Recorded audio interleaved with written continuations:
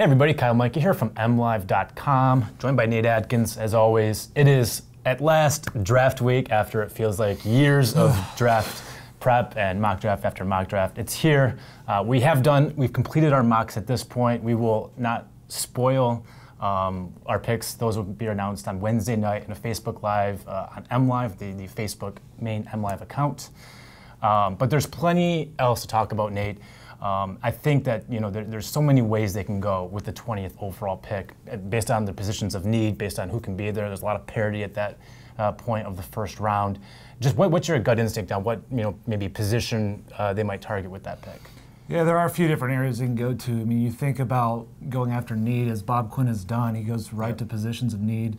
And obviously run game is a big one, but also there's a lot on defense. But the more that I look at kind of the value of a draft, I think they should go with a defensive player, and I think they're going to. I thought it was striking when Bob Quinn and Matt Patricia were at a summit for season ticket holders at Ford Field, and Bob Quinn talked about the offseason program starting, and he said, well, offensive players are here, but they're offensive players, but we have a whole new defense coming in, and stressed all this about the changes there. And I just feel like as many new bodies as they need in specific types, if they feel like there's one in the draft that they don't want to try and miss on, I think the first round is the time to strike on that. You can find a good running back or a good guard second or third round if you want to try and fix that. But if they want the type of foundational player like in the front seven, especially if Ziggy Ansah is going to leave in a year, I think that's the time they've got to strike. Yeah, I co-sign that completely. It's the offense was the strength of this team last year, right? And they're not perfect. I mean, we saw that the running game was a joke. They do need a running back, but there's going to be running back value on day two. It's not round two, round three. You can find good players. We saw it last year with Kareem Hunt and Alvin Kamara and some of those guys. And this class is just as deep at that position. I don't think you'll find the same value at defensive line, for example, and it's particularly at pass rusher. I'm not sure if they'll take a defensive end in the first round or not. There are a couple there. Marcus Davenport is one guy to watch, I think. But there's such a drop off at those defensive line positions, and they need defensive linemen to run this new scheme. The defensive line was not good last year, right? It was one of the worst pass rushes in the league. The interior pass rush was non-existent. There are some guys who can get after it. I really like Deron Payne from Alabama. I think Maurice Hurst from Michigan is another candidate. And if you look at the outside too, again, Davenport I think is one candidate to watch. A very gifted edge rusher. Also a bit of a risk given how raw he is and where he played at UTSA. So it'll be interesting to see which way they go. But I do think, barring something unforeseen, offensive stud dropping or something like that. Barring something like that, I really believe they take the best front seven player available. And also when you look at some of the names you mentioned, the guys on defense, it feels like that's where they have connections the most. I mean, talk about guys that their coaches have coached before. Harold Landry at Boston College played for Paul Pasqualoni, defense coordinator. You mentioned Deron Payne. He played for defensive line coach Bo Davis. So did Marcus Davenport. And even someone like Taven Bryan in Florida, last year they drafted 2 Florida players, so they know that program well. I just think when Bob Quinn talks about needing dependability and durability, and this, he really plays up the safety of the first round pick, and that's how Jared Davis and Terrell and Taylor Decker are guys that you just know are going to come in and do the job and be pretty good.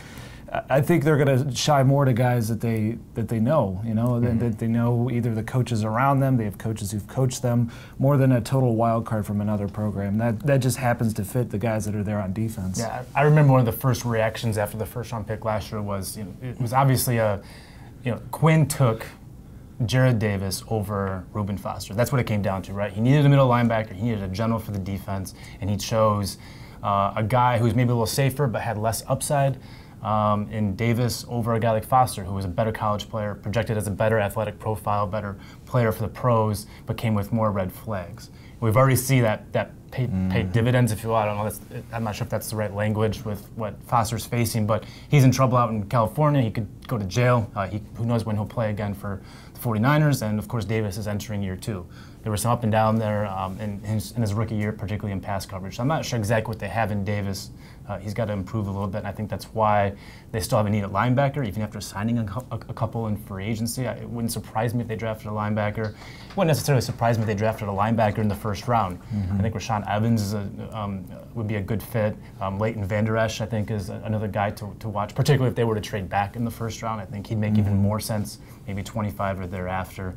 But Bob Quinn went safe in that draft last year, and it's paid off. And I think we'll see it again, to your point. And I really do agree. I think you're going to see a guy. There's a lot of guys in that mix, especially on the defensive line, who have ties to this coaching staff. It just makes the pick safer when you got a guy like Paul Pasqualoni sitting in your room and he can say, yeah, Harold Landry is exactly like this off the field, in the classroom. This is how hard he works, whatever. And that kind of helps to decrease the risk of a first round pick. Yeah, and you'll hear them talk a lot, especially coming from the Patriots, about culture and creating a culture. And it's not really here. Of course, there's a new head coach here, and I think that's going to be a big part of this, is get a guy that they feel can be a cornerstone player on the field and also in the locker room. And that's really what the last two guys were. That's what made the difference for Jared Davis over Reuben Foster, I think. Really, if you look on the field, Reuben Foster was better in college. He was probably better last year on the field, just top in the five NFL. player when he was on the field. Right, he's awesome. But a guy, to build your culture around a certain guy, you're going to take Jared Davis over Reuben Foster every time.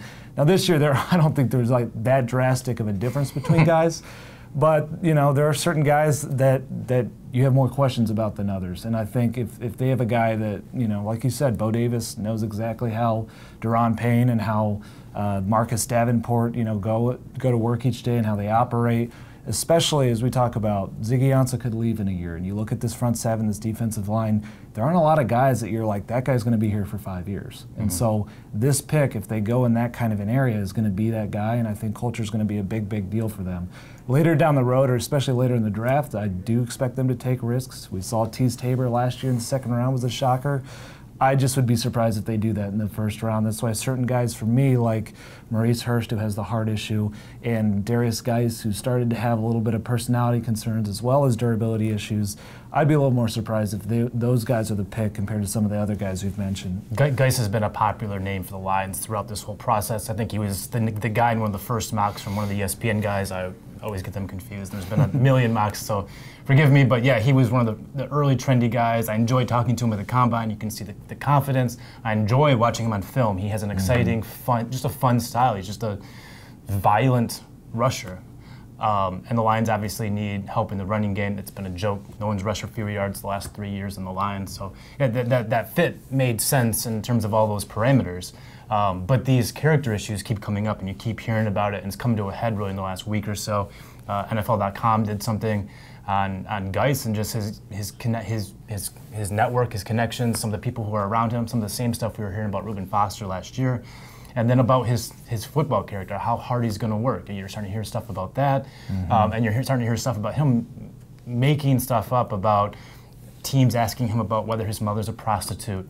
And going to the media with these things that he made up. The NFL opened up an investigation into this stuff because this stuff is, you're not supposed to ask about it anymore. It became a thing a couple of years ago. They've done a good job of getting rid of it. He said, teams were asking him if he likes men. That also, they didn't find that either. So, there's a lot of things the NFL teams are tolerant of. They took Jameis Winston first overall, and I think we all know what he was alleged to have done at Florida State.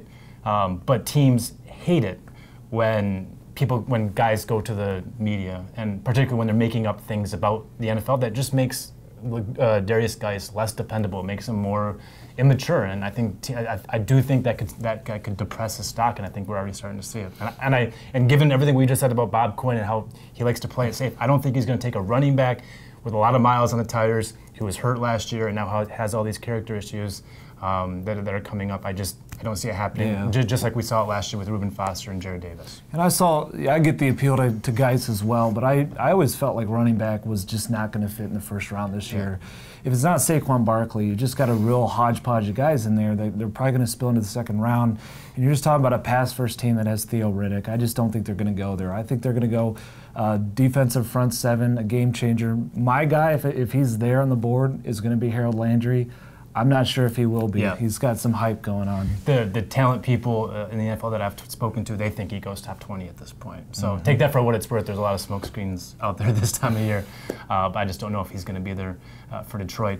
It's interesting to note that the Patriots, and all the time that Bob Quinn was with the Patriots, they took one running back in the first round, Lawrence Maroney, and just one other in the second. That's it for top two round running backs. I just think you can find so much value in round 2 or round 3, even if you do really need one for a running back to be the round 1 choice. That's what we got for this preview. We're going to be back all week with all kinds of draft stuff, including, as I mentioned at the start of the video, a mock draft on the main Facebook page for MLive, and we'll have our printed mock drafts, including our picks for the Lions, that night. Yep, that'll be at 6 p.m. on Wednesday, so tune in. Thank you. Now I won't get yelled at by the bosses. For Nate, I'm Kyle. We're MLive. Keep it right here.